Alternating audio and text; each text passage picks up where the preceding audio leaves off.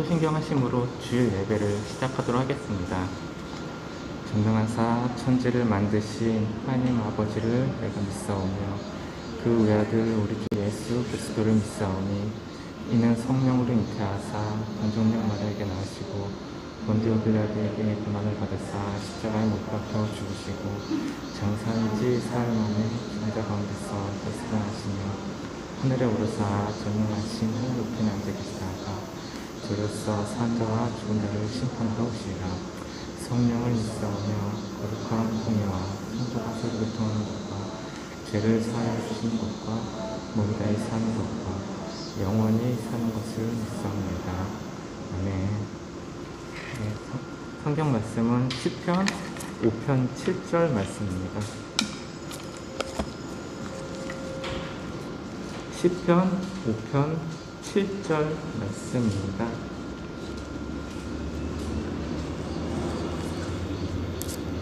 제가 읽도록 하겠습니다. 오직 나는 주의 풍성한 사랑을 힘입어 주의 집에 들어가 주를 경외함으로 성전을 향하여 예배리이다. 아멘.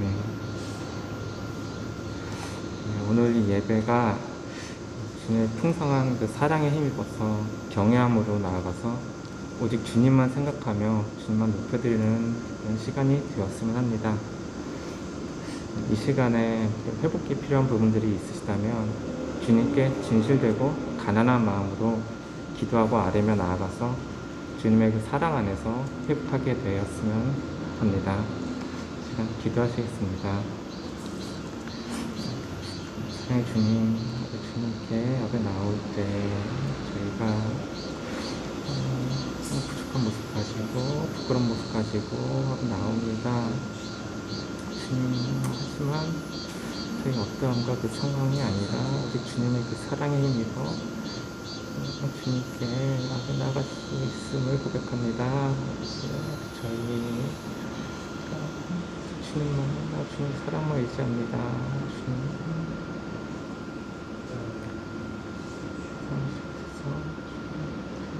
제발 만져주시옵시고 좀 경험으로 나아가고 주님 가까이 나아가고 주님 안에서 그 사랑 안에서 주님 만날 수 있도록 주님 인도하여 주시옵소서.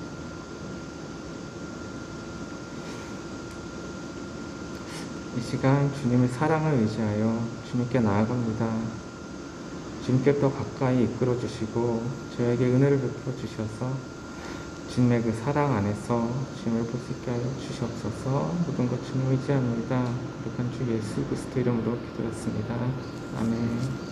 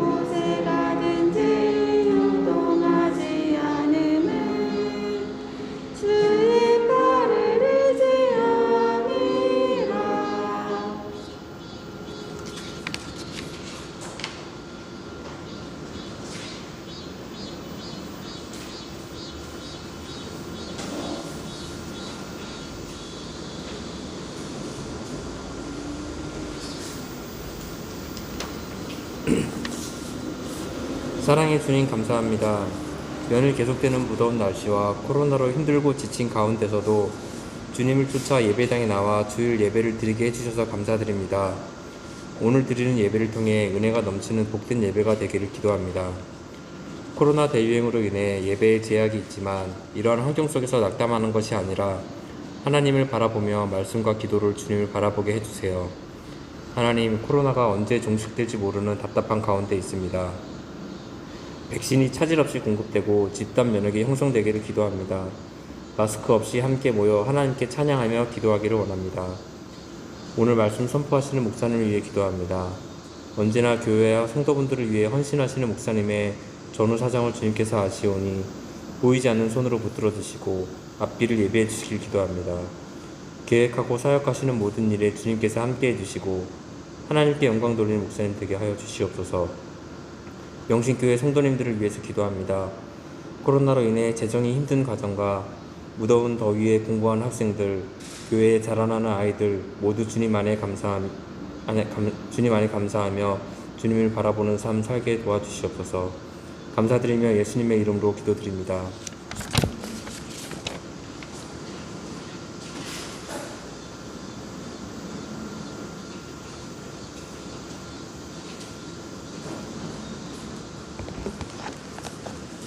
네, 성경 말씀 마태복음 11장 28절에서 30절 제가 읽어드리겠습니다. 마태복음 11장 28절에서 30절입니다.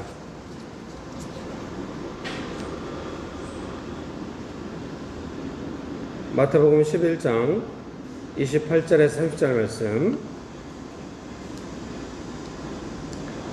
네, 방송으로 보고 계신 성도님들도 함께 찾아서 같이 보시면 좋겠습니다. 마태복음 11장 28절에서 30절입니다. 제가 읽어드리겠습니다. 수고하고 무거운 짐진 자들아 다 내게로 오라. 내가 너희를 쉬게 하리라. 나는 마음이 온유하고 겸손하니 나의 멍에를 메고 내게 배우라.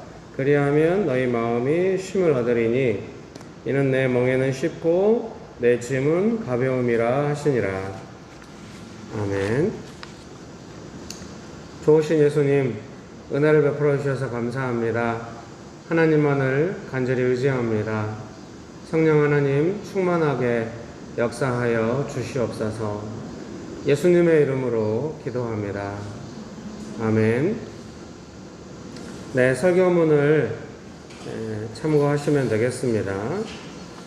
본래 오늘 본문은 이제 마태복음 10장에 예수님께서 제자들을 전도여행 보내시면서 사역의 어떤 방법들에 대해서 말씀하신 부분들을 같이 나누려고 합니다.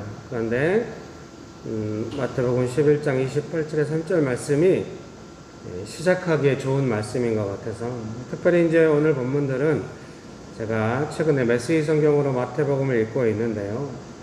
그때 은혜 받은 내용들을 중심으로 하게 되었습니다. 그래서 오늘 설교 제목을 제가 이제 설교문에 옮겨 놓았는데요. 아침에 와서 설교문을 다시 이제 정리하면서 제목을 이렇게 하면 어떨까 그런 생각이 들었습니다. 예수님과 함께 일하는 방법.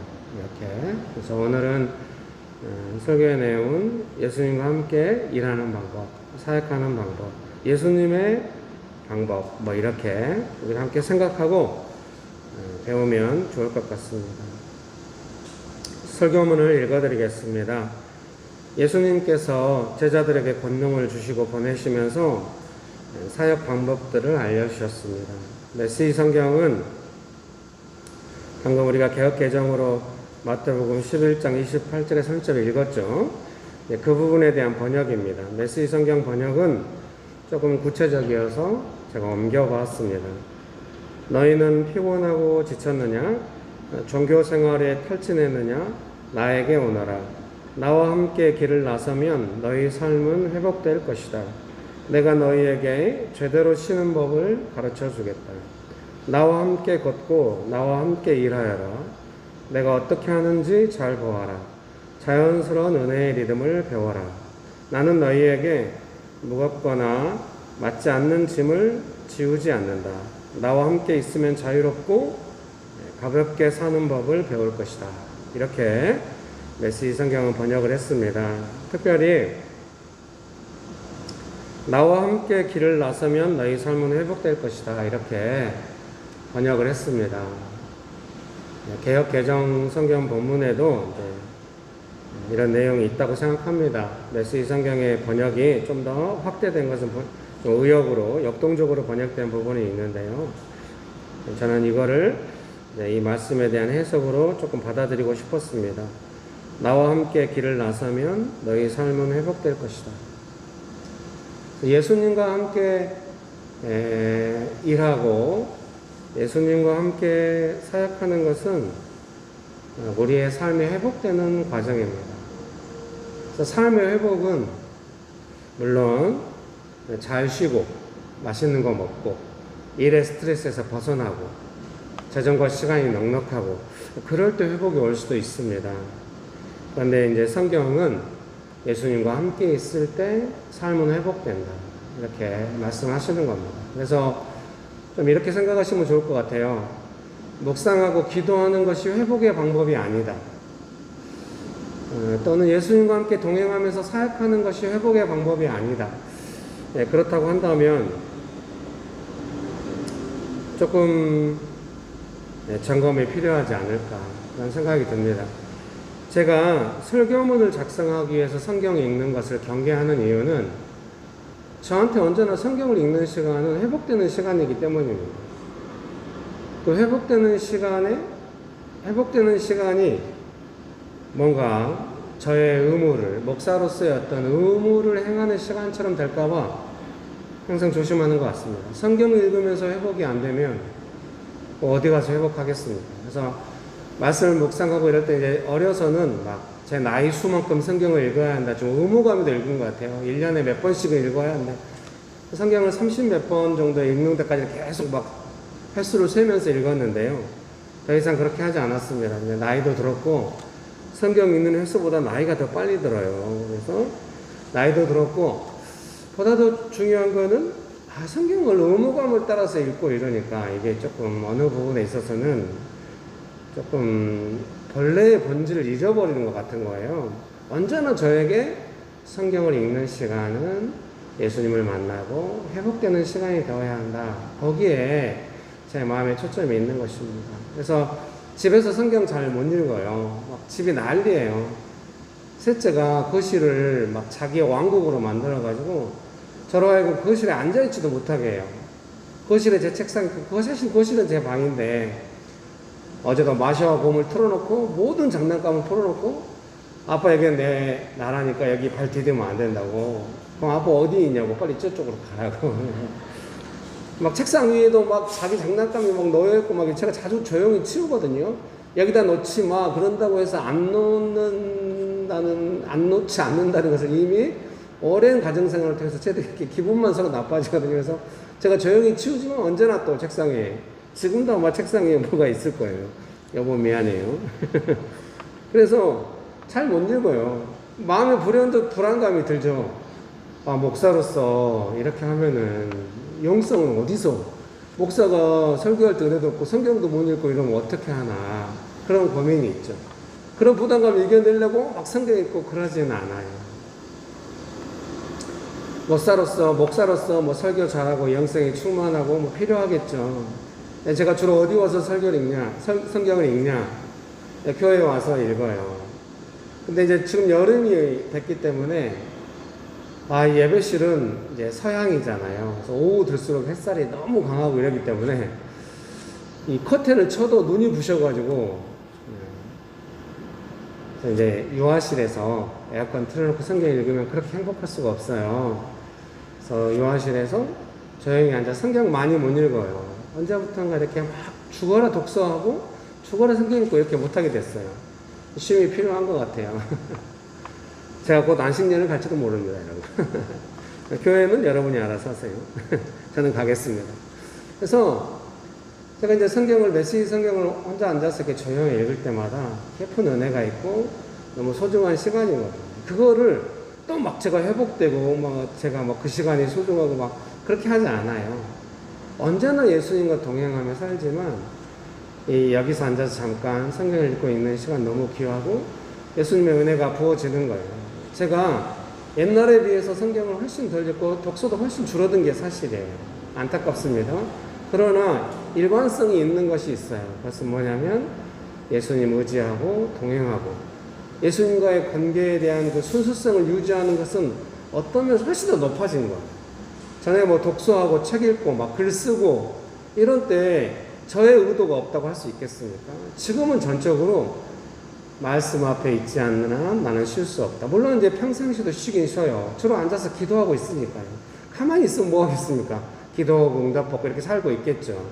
근데 성경을 읽는 시간은 그 어느 시간보다 쉬는 시간이고 소중한 시간인 거예요. 옛날에는 집에서 성경을 읽어야 되니까 밖에 나가서 일을 그때 방해받고 이러면 예민해지고 이러는 거예요.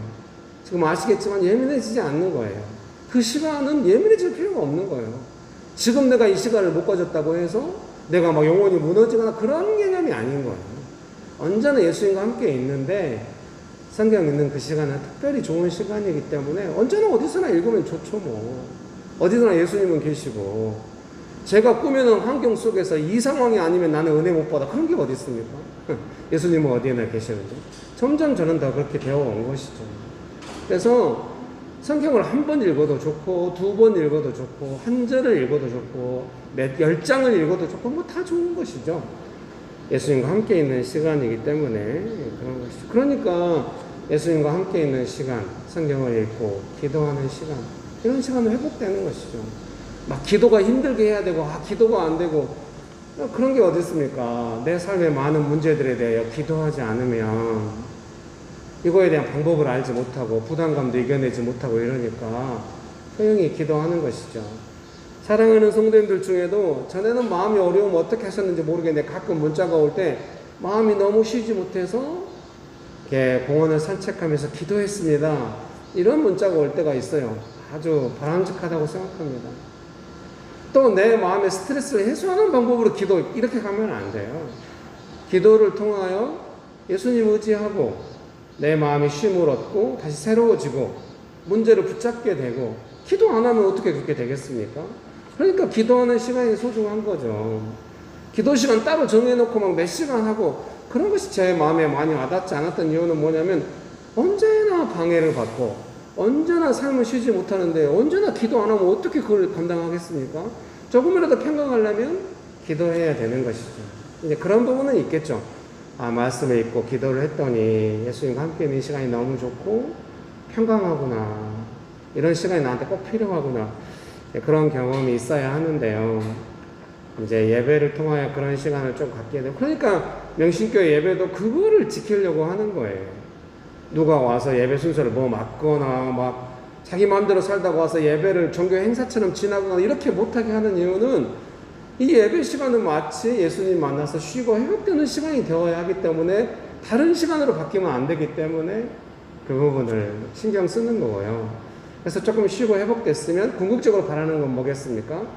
자기 삶의 현장에 가서 혼자 조용히 예배드리고 혼자 조용히 말씀 읽고 혼자 조용히 기도하는 시간들이 이게 정말 생명이구나, 이게 쉼이고 회복이구나, 이런 걸 알려드리고 싶고 그게 어느 정도 훈련됐으면 또 다른 도시로 섬기러 가도 되고 다른 교회로 가도 되고 괜찮습니다. 명신교회는 그 일을 위해 아시아의 대도시로 가기 위해서 그 일을 하는 거예요. 사람 많이 모아가지고 교회가 부흥되고 필요합니다. 언제나 원합니다. 그러나 그것보다 더 원칙적이고 우선적인 건 뭐냐면 제자들이 일어나서 도시의 어느 곳에 가서서나 예수님과 동행하면서 안식을 누리면서 사역하는 삶이 되게 하는 것. 여러분 그런 은혜가 있게 되시기를 주의 이름으로 축복합니다. 메시지 성경 번역본은 또 이렇게 말씀하시네요. 내가 너희에게 제대로 쉬는 법을 가르쳐 주겠다. 그래요. 말씀 읽고 기도하고 예배 드릴 때 우리는 예수님께 쉬는 법을 배우는 거예요. 삶이 너무 어려워가지고 나는 쉬어야 돼. 그러니까 예배를 쉬겠다. 이러면 안 되는 거죠. 그러면 그 예배에 문제가 있는 거예요. 얼마나 예배를 와서 못 쉬었으면 예배를 빼먹고 쉬겠다고 하는가? 아, 예배 드릴 때야말로 나의 영혼을 만져주고 쉬는구나. 예배가 생명이다. 명신교회가 뭐 규모로나 뭐 외부적으로 보이기 얼마나 어쩐지 모르겠으나마는 정말 예배는 자기 마음이나 관계의 어떠함이나 자기 삶의 어떠함 이전에 예수님과 동행하면서 이 예배 안에서 반드시 쉬면 좋겠다. 그 예배를 지키기 위해서 지금까지 해온 것이죠.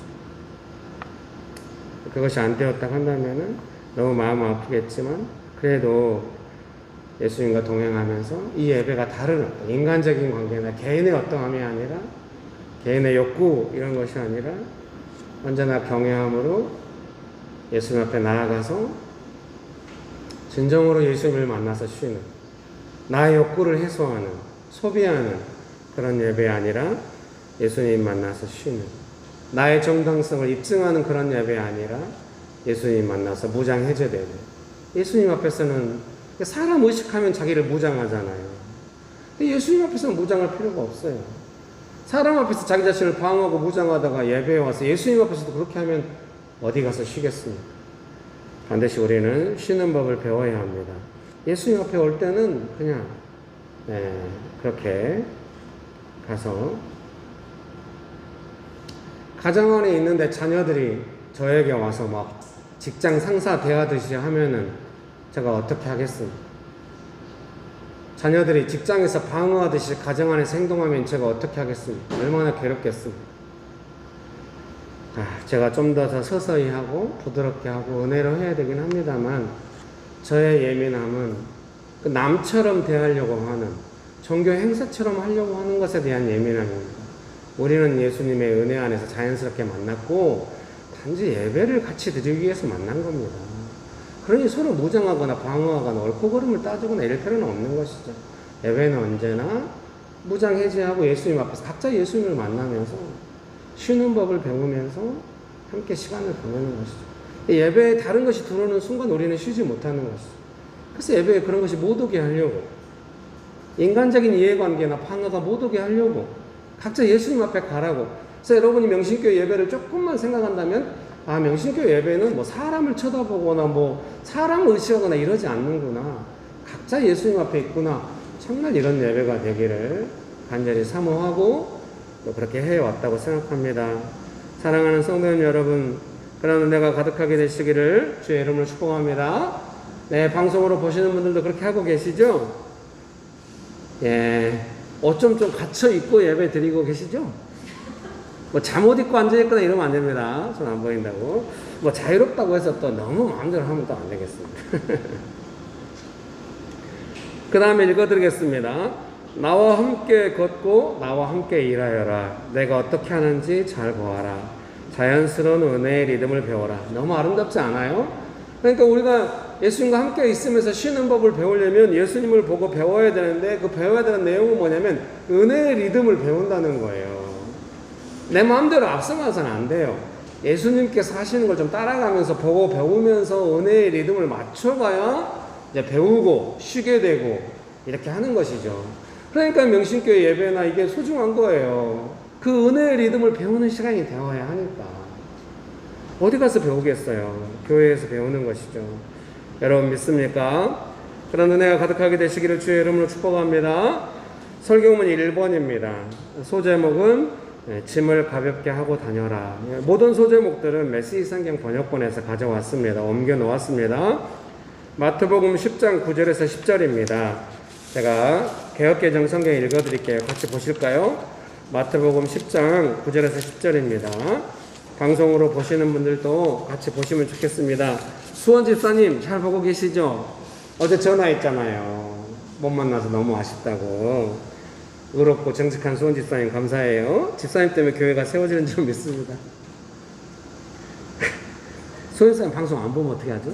뭐 나중에 녹화라도 보겠죠. 마태복음 10장 9절에 10절 말씀 제가 읽어드리겠습니다. 너희 전대에 금이나 은이나 동을 가지지 말고 여행을 위하여 배낭이나 두벌 옷이나 신이나 지팡이를 가지지 말라. 이는 일꾼이 자기의 먹을 것 받는 것이 마땅함이라.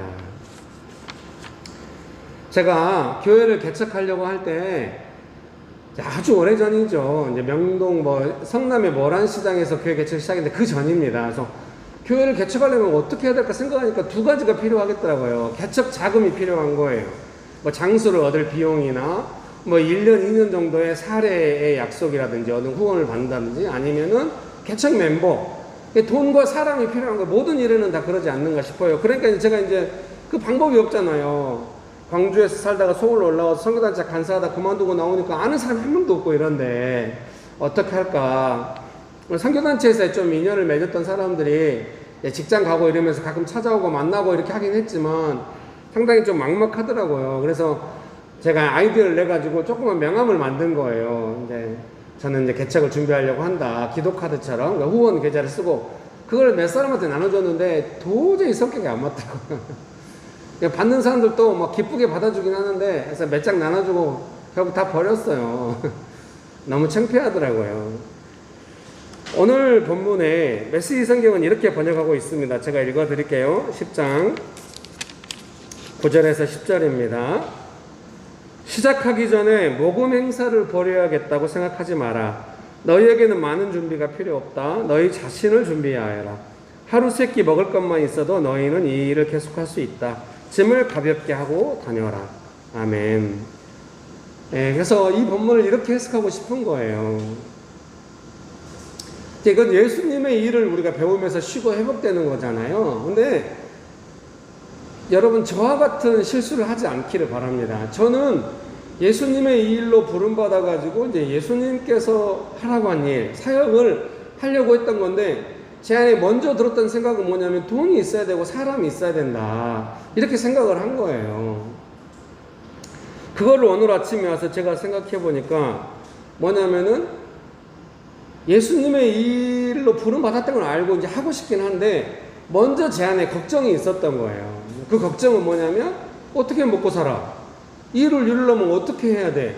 이런 걱정이 있는 것이죠. 그래서 오늘 말씀은 예수님께서 이 일을 하려고 할 때 자신이 가지고 있는 걱정을 예수님의 일과 결부시키고 나중에는 자신의 걱정을 해결하기 위해서 예수님의 일을 하게 되고 이렇게 되면 안 된다는 것인 것 같아요. 그러면 쉬지 못하죠.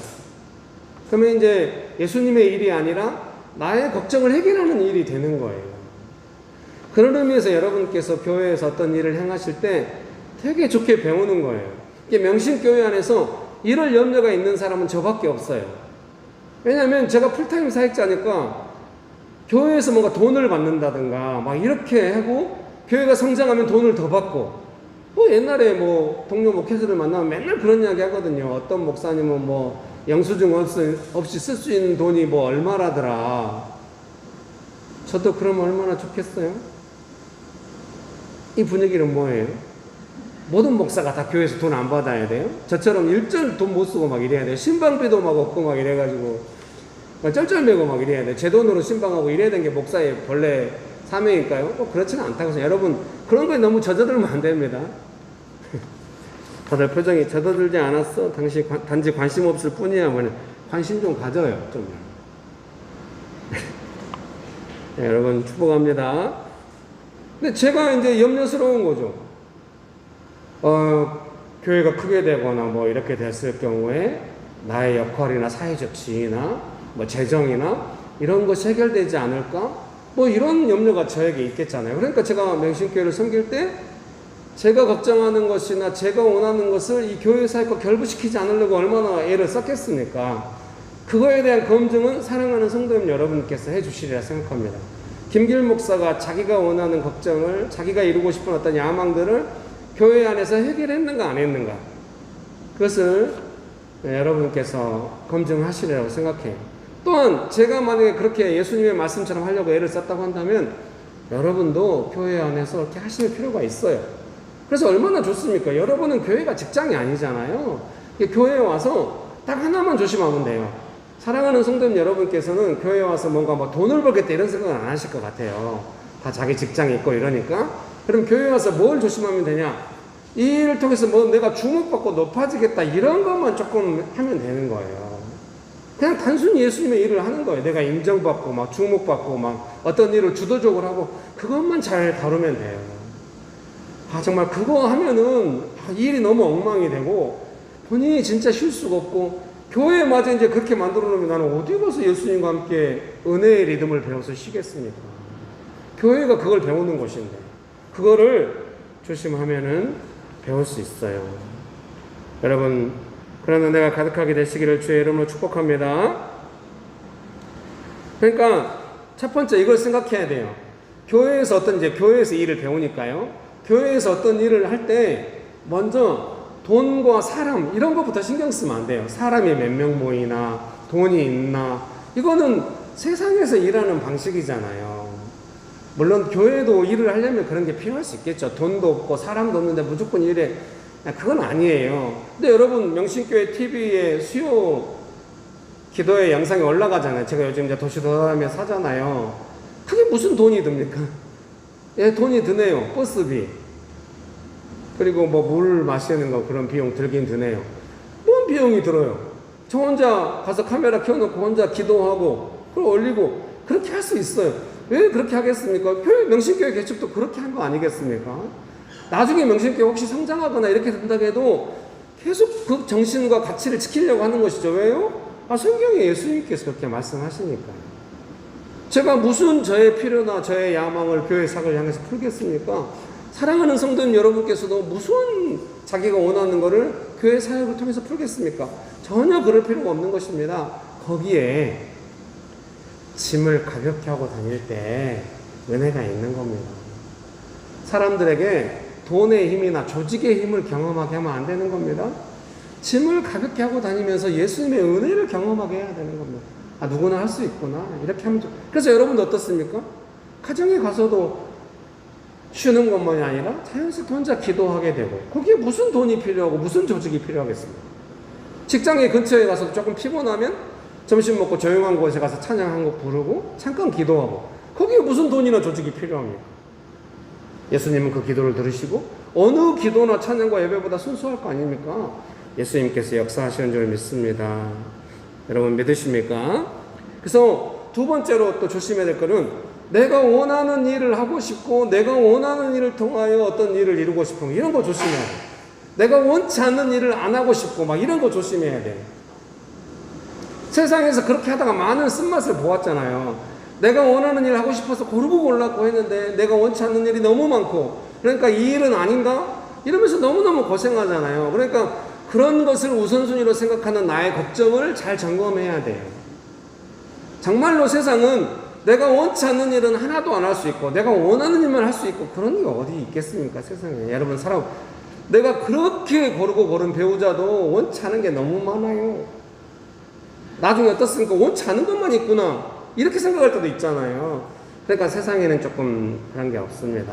그래서 제 생각에는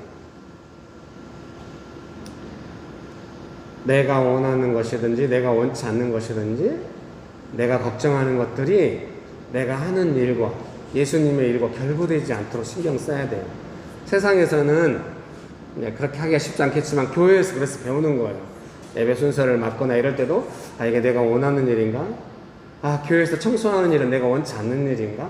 뭐 이런 거 해볼 때 내가 원치 않는다고 나는 안 하고 원치 않는 일을 억지로 해라 이건 절대 아니에요. 그러면 진짜 못 배우겠잖아요. 교회에서. 그래서 명신교회에서 원치 않는 일을 하지 않도록 이 일을 대폭적으로 없앤 거죠. 절대로 행사 이런 거 거의 안 하는 거죠. 원치 않는 일을 억지로 하는 세상의 방식이 우리 삶의 고통스러움이 교회에 들어올까봐. 그럼 어떻게 해야 되겠습니까? 내 안에는 돈과 사람 또 원하는 거 원하지 않는 거에 대해 걱정들이 있는데 이런 마음들이 교회 안에서 어떤 일을 섬길 때 이것이 결부되지 않도록 예를 들면 내가 교회에서 어떤 기도 순서를 맡았다든지 찬양을 맡았다든지 예배 인도를 맡았다든지 이걸 했어요. 그러면 드는 걱정이 있잖아요. 내가 기도할 때 남들이 어떻게 들을까? 내가 잘할 수 있을까? 어떻게 이런 걱정 그런 것들을 그거는 내가 원하고 내가 원치 않는 그런 걱정이잖아요. 그걸 내려놓고 여기서 내가 배워야 된다. 단순히 예수님께 기도하는 기도는 예수님께 하는 거죠.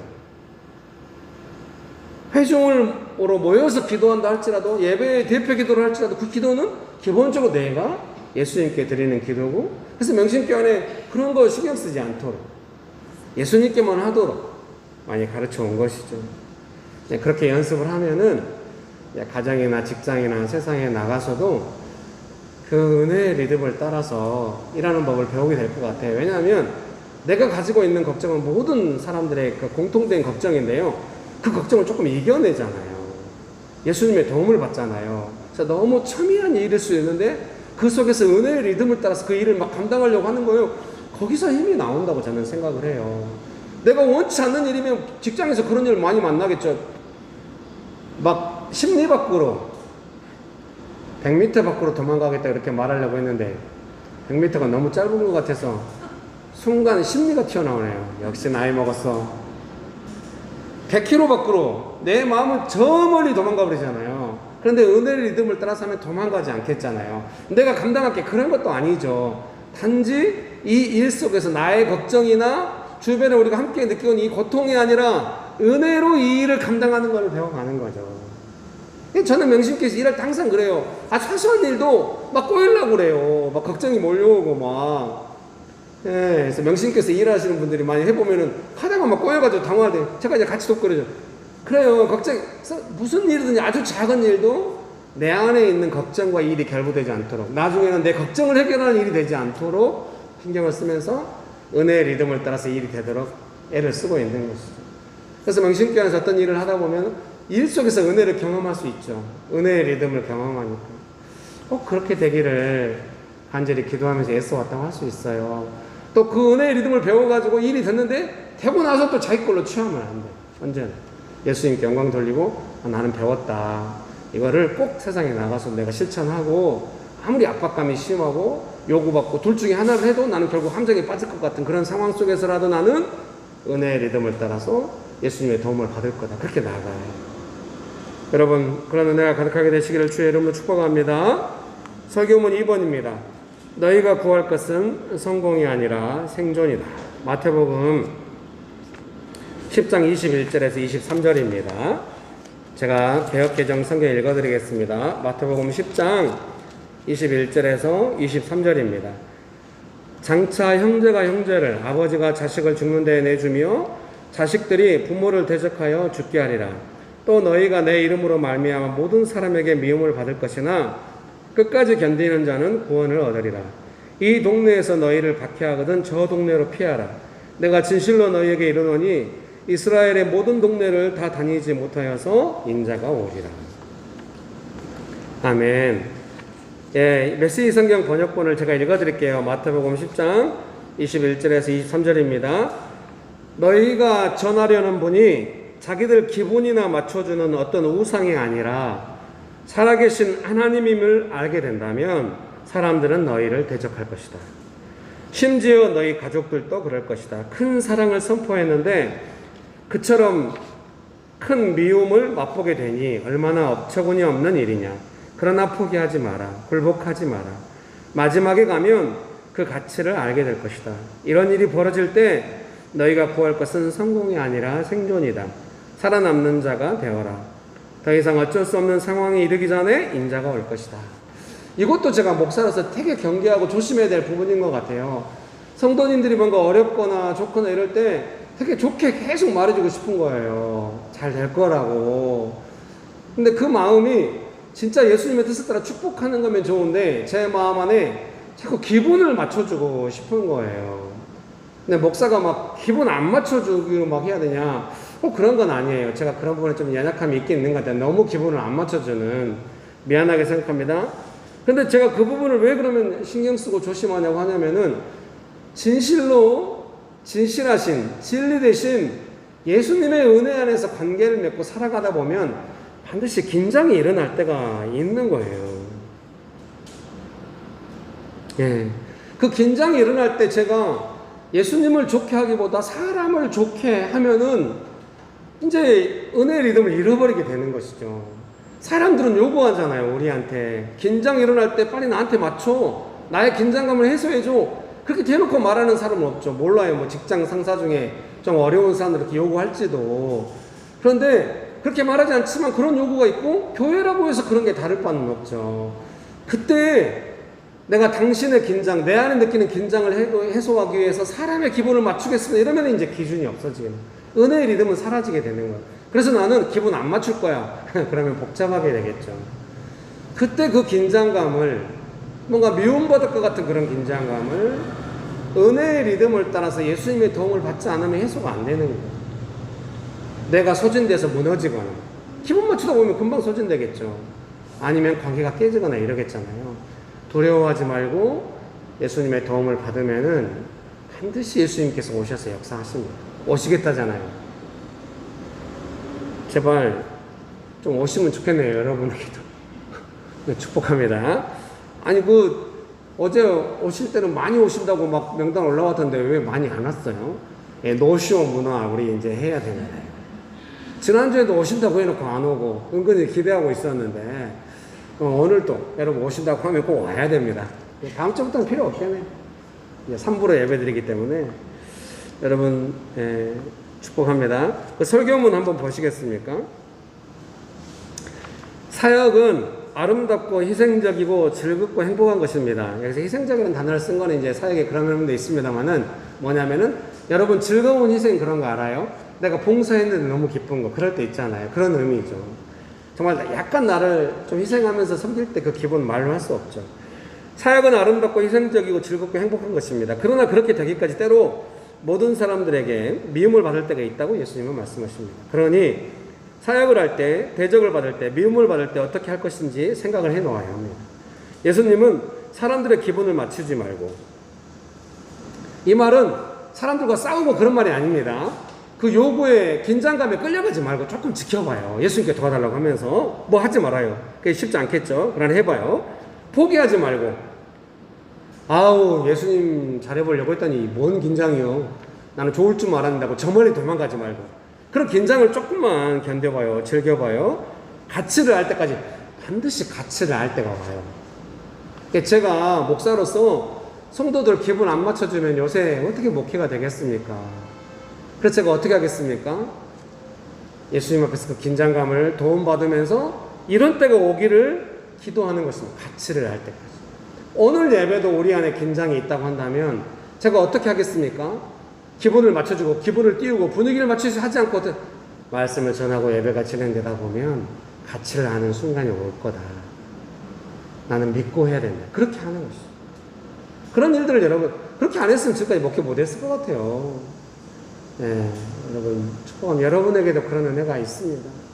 가정 안에서도 뭔가 하다 보면은 긴장이 있고 이랬는데 조금 그 긴장감을 해소하기 위해서 인간적인 방법을 쓰지 않고 믿음으로 조금 하다 보면 분명히 그 가치를 아는 순간, 가치를 안다는 건 뭐냐면은, 아, 예수님께서 우리에게 오셔서 은혜를 베푸시는 순간 이 모든 시간들이 어떤 의미가 있었는지 함께 해소가 되면서 더 예수님을 알아가고 가족 간에 그 긴장을 해소하는 차원에서 인간적인 방법의 하나됨이 아니라 예수님 중심으로 하나 되는 그 은혜스러운 시간이 오거든요.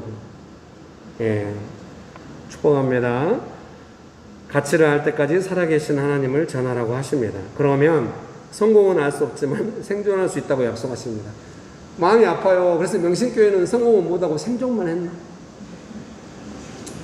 그래서 명신교회가 어떻게 했습니까? 도시에 2군데로 개척팀을 보냈을 때 여러 번 그 일을 시도했고 공식적으로 한 것만 2번입니다.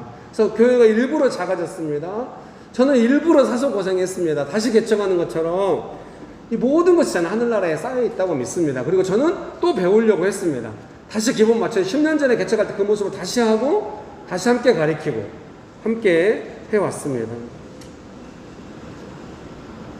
성공을 바라면서 하지 않았습니다. 예수님께 헌신했습니다. 점점 예수님께 맡기게 되었습니다. 그래서 처음에 개척할 때보다 훨씬 더 연단되었다고 할 수 있죠. 이 개척을 통해서 성장이 오면 내가 어떻게 이런 건 없어요. 나는 오직 지금 예수님께 순종하고 작은 일에 헌신한다. 한 사람과의 관계 안에 긴장이 올 때에도 와 100명, 1000명 지난번에 볼 때 뭐 긴장이 별로 없죠. 제 말을 알아듣고 함께하는 뜻이 딱 진영이 짜여 있으니까 뭔 긴장이 있어도 해소할 수 있죠. 긴장을 제가 그렇게 하면 안 돼 이렇게 말하면 다 받아두죠. 설교문이 긴장했네요. 여러분 축복합니다. 그래서 지금 어떻게 합니까? 다시 긴장이 일어날 때 그 긴장을 해소하기 위해서 빨리 조직을 키워야 돼요. 이 긴장을 내가 감당하지 않을 방법을 찾아야 돼. 결코 이렇게 가지 않는 것이죠. 다시 예수님 순전하게 의존하고 다시 도시에 배낭 하나 들고 나가서 기도하고 다시 성도님과 예배 드릴 때 예수님 의지하여서 예배 드리고 그걸 가리키고 그렇게 하는 것이죠. 여러분, 그런 은혜가 가득하게 되시기를 주의 이름으로 축복합니다. 설교문 3번입니다. 작게 시작하는 것이 최선의 방법이다. 마태복음 10장 42절입니다. 개역 개정 성경 제가 읽어드리겠습니다. 마태복음 10장 42절 말씀 제가 읽어드리겠습니다. 또 누구든지 제자의 이름으로 이 작은 자 중 하나에게 냉수 한 그릇이라도 주는 자는 내가 진실로 너희에게 이르노니 그 사람이 결탄코 상을 잃지 아니하리라 하시니라. 아멘. 메시지 성경의 설교문 읽어드릴게요. 메시지 성경의 42절 번역입니다. 내가 너희를 부른 일은 큰일이지만 주눅들 것 없다. 작게 시작하는 것이 최선의 방법이다. 이를테면 목마른 사람에게 냉수 한 잔을 주어라. 베풀거나 받는 지극히 작은 일로 너희는 참된 제자가 된다. 너희는 단 하나도 잃지 않을 것이다. 여러분 축복합니다. 어제도 어떤 분이 월 말이 되면 이제 늘 좀 재정이 좀 빡빡하잖아요. 근데 이제 딱 어떤 분이 재정을 10만 원을 보낸 거예요. 근데 너무 감사하게 이름을 안 썼어요. 옆에다 뭐라고 썼냐면 목사님 감사해요. 제가 재정을 받으면서도 뭐가 감사하다는 건가. 느낌은 너무 좋았어요. 우리 교회 성도님은 아닐 것 같아요. 제 성향을 아니까. 어떤 분이 이제 외부에서 재정을 보낸 것 같은데 옆에다 이런 말을 써놨어요. 목사님 백신 맞지 마세요. 제발 그렇게는 보내지 마세요. 제가 알면 돌려드리고 싶었는데 저 이제 8월 16일 날 백신 예약되어 있습니다. 예, 저는 어서 백신 맞기 원하는 사람입니다. 여러분도 백신 많이 맞으세요. 아니, 적당히 맞으세요. 백신 꼭 맞으세요. 여러분 축복합니다. 너무 감사하게 생각이 드는 것 같아요. 난 섬김들을 받을 때 저도 조건 없이 성도님 감사합니다 이렇게 뭐 작은 거라도 하고 싶은 마음이 있어요. 언제나 그렇게 되기 원해요. 내가 작은 거 성도님한테 했다고 해서 그것이 성도님이 인정하는 거거나 특별히 되거나 뭐 그런 건 없어요. 그냥 예수님의 뜻을 따라서 제자의 이름으로 작은 냉수 한 그릇, 이런 마음이에요. 네, 그래서 평생 우리가 서로 냉수만 주고받으면 안 되겠어요, 여러분. 죄송합니다. 유머가 별로이네요. 설교문 읽어드리겠습니다. 예수님께 순종하려면 사실 다 알 수 없기 때문에 미리 계획을 다 세울 수가 없는 경우가 많습니다. 일단 시작하는 것이죠. 그리고 순종해 가면서 일의 진행이 점점 분명해져 가는 것입니다. 그냥 뭐 명신교회 개척할 때 뭐 명동에서 기도해라 뭐 이런 기도 응답이 있다고 그냥 기도하는 것이죠. 뭐 장례를 잘 모르죠. 해오다 보니까 점점 구체화되는 것이죠. 일단 시작하는 것이죠. 그리고 순종해 가면서 일의 진행이 점점 분명해져 가는 것입니다. 물론 그 일은 이 일을 크게 만드는 것이 아니라 목마른 사람에게 냉수 한 잔을 주는 것입니다. 사랑하는 성도님 여러분, 혹시 작게 순종하고 단순하게 시작했는데 은혜가 있습니까? 이 일을 크게 만들려고 너무 애쓰지 마십시오. 이것은 제 자신을 위한 말입니다. 저는 언제나 일을 크게 만들고 싶어요. 교회가 크게 일했으면 좋겠고 이 지역을 다 덮었으면 좋겠어. 그래서 이 동네 모든 사람들이 명신교회가 얼마나 은혜스러운 교회고 막 다 알았으면 좋겠어. 정말 방송으로 이 회중의 모습을 찍어야 되는데 얼마나 나른하고 아무 느낌 없이 듣고 있는지. 그래 너는 그래라. 여러분 축복합니다. 그래도 여러분이 가치를 알고 들어주신다고 생각합니다. 너무 기쁘게 생각합니다. 특별히 여러분의 그 나른함이 그 순간에 나와서 좋았어요. 이 지역을 다 듣고 싶다고 할 때 그래? 그런 걸 원해? 그런 느낌. 아주 훌륭해. 명신교회 교인답네요. 여러분 축복합니다.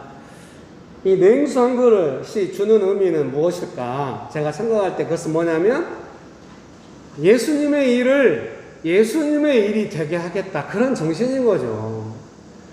사람이 뭔가 일을 만들어서 뭔가 이름을 내고 흩어지지 않고 뭐 유명하게 되고 그런 일이 되는 것이 아니라 언제나 규모가 커지든 어쩌든 점점 커지겠죠. 하나님 나라는 열매를 맺는 나라니까, 풍성한 나라니까, 100배의 열매를 맺으니까 반드시 커질 겁니다. 근데 그때에도 열매를 맺는 메커니즘은 똑같은 거예요. 예수님의 은혜. 어떤 조직의 힘이나 돈의 힘이 아니라. 열매가 아니게 되는 거예요. 돈이나 조직의 힘이라면. 언제나 예수님의 은혜에 순종하는 것. 그것이 열매인 것이죠. 여러분 믿습니까? 같이 한번 따라서 해보시겠습니까? 방송으로 계신 분들도 조용히 따라 해보십시오. 예수님의 일을 예수님의 일이 되게 하라. 그런 은혜가 가득하게 되시기를 주의 이름으로 축복합니다. 냉수 한 잔의 의미는 예수님께서 명령하신 일에 대한 단순한 순종을 의미합니다. 제자의 이름으로 작은 자 중 하나에게 베푸는 냉수 한 그릇 사역입니다. 아침부터 저녁까지 하루 종일 덥습니다. 약간 숨을 쉬기 어려운 것 같습니다. 시원한 에어컨이 아니라면 어디에도 있을 곳은 없을 것입니다. 편의점에 다녀오다 종이박스 정리하시는 분을 보았습니다. 새싹보리 음료수 한 병을 드렸습니다. 새싹보리 음료수가 1+1이었습니다. 저는 순종하려고 했습니다. 편의점에 들어가면서 잊어버렸다가 이제 들어가는 때 보면서 사드려야겠다 그런 마음이 있었습니다. 들어가서 아내를 위한 커피를 고르다가 잊어버렸어요. 그런데 나와서 그분을 다시 보니까 그렇지. 다시 들어가서 물은 너무 그런 것 같고 그래서 새싹보리 물은 너무 흔하고 가서 드실 수 있지 않을까 그런 생각이 들었고 그래서 새싹보리 한 병을 드렸습니다. 저는 순종하려고 했습니다. 편의점에 들어가면서 잊어버렸다가 다시 들어가서 샀습니다. 부담감이 있었습니다. 얼굴이 빨개지셔서 다급하게 가져가십니다. 아침에 있었던 일을 오후 설교문에 쓰게 될 줄을 몰랐습니다. 수요일에 있었나 봐요. 결론을 읽어드리겠습니다. 예수님과 함께 일한다면 지치는 것에서 회복될 것입니다. 옆에 분들에게 한마디씩 할까요? 당신은 회복될 것입니다. 우리는 여러 가지 상황들을 만나겠지만 다시 예수님 앞에서 단순한 순종을 회복하고 삶과 사역을 회복하면 됩니다. 예수님은 우리를 쉬게 하시고 회복시켜 주시겠다고 약속하셨습니다. 기도하시겠습니다. 이 시간에 잠깐 같이 기도하실 때 나의 걱정을 어떤 좀 예수님의 은혜 안에서 은혜의 리듬으로 바꾸지 못해서 나중에 이게 분명히 예수님께서 말씀하시 시작된 일인데 나의 걱정을 해소하는 일로 바뀐 것이 있습니까? 내가 직장을 찾는 일이라 할지라도 그것은 은혜의 리듬을 맞춰서 해야 영원히 즐겁게 할 수 있습니다. 직장 가서 내가 그렇게 원하고 어렵게 갔어도 내가 원치 않는 일 만나면 회의감이 들거든요. 그때 감당할 수 있는 건 뭡니까? 은혜의 리듬입니다. 여러분 믿습니까? 이 시간에 내 삶에 예수님의 은혜의 리듬을 따라서 배워가면서 해야 되는데 나의 걱정으로 바꾼 일들에 대하여 다시 한번 예수님과 동행하기 원하고 회복되기 원하고 예수님께 배우기 원하고 예수님께서 어떻게 하시는지 보면서 따라가기 원합니다. 여러분 그렇게 기도하기 원하십니까? 방송으로 보시는 분도 기도하시겠습니다. 기도하시겠습니다. 좋으신 예수님, 예수님께서 허락하신 일은 너무 아름답고 즐겁고 하면서 예수님과 동행하고 쉬면서 회복될 수 있는 일인데 어느 순간 그 일이 내 걱정을 해소하는 일이 되고 나중에는 내 걱정을 해소하기 위해서 일하다가 은혜의 리듬을 잊어버리고 쉬지 못하게 되고 지치게 되는 것을 고백합니다. 예수님 이 시간에 다시 회복하기 원합니다. 여러분 간절히 기도하십시오. 예수님께 회복함을 달라고 지금 기도하십시오. 마음의 중심에서 예수님 저를 회복시켜 주십시오. 기도하시겠습니다. 좋으신 예수님 오늘 회복시켜 주시옵소서. 은혜 베푸시는 예수님을 찬양합니다. 하나발라나 나이리르바라고 우리 어발라나 나이리르바라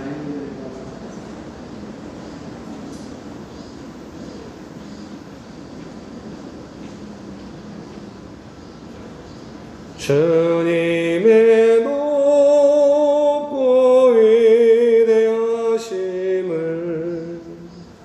내 영혼이 찬양하네. 여러분 같이 찬양하실까요? 주님의 높고 위대하심을 내 영혼이 찬양하네. 주님의 높고 위대하심을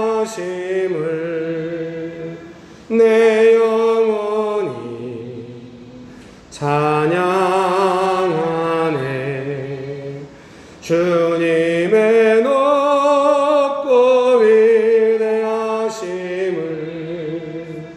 내 영혼이 찬양하네. 예수님 우리를 회복시켜 주셔서 감사합니다. 예수님의 이름으로 기도합니다. 아멘.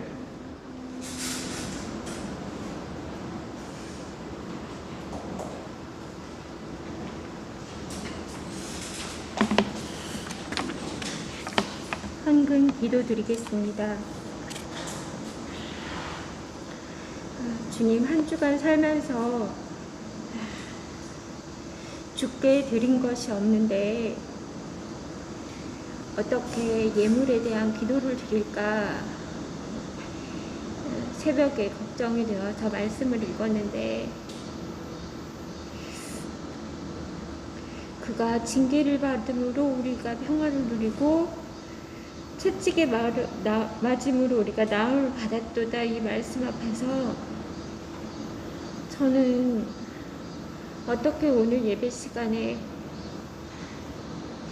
헌금 기도를 드릴 수 있을까 아무런 생각이 나지 않아서 고민인 채로 예배에 왔습니다. 그런데 주님께서는 너희가 작은 순종도 받으신다고 오늘 이렇게 예배 시간에 말씀해 주셔서 감사합니다. 우리가 드리는 것이 아무리 작아도 청결하게 주께 드릴 수 있도록 성령 하나님 도와주세요. 그리고 우리가 드리는 것을 받아주셔서 감사합니다. 예수님의 이름으로 기도드렸습니다. 아멘.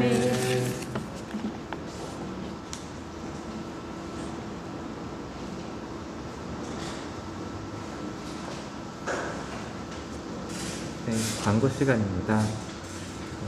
무더위가 지속되는 가운데 각 가정의 건강과 평화를 위해서 기도합니다. 고3 청소년의 여름방학 점심 식사를 후원합니다. 수험생활 속에서 위로가 되기를 바라며 응원을 보냈으면 좋겠습니다. 그리고 다음 주부터 다시 3부 예배로 각 캠퍼스별로 1부 10시 반, 2부 11시 반, 3부 오후 2시 이렇게 방송 예배로 같이 나눠서 드리게 될 예정입니다. 감사합니다.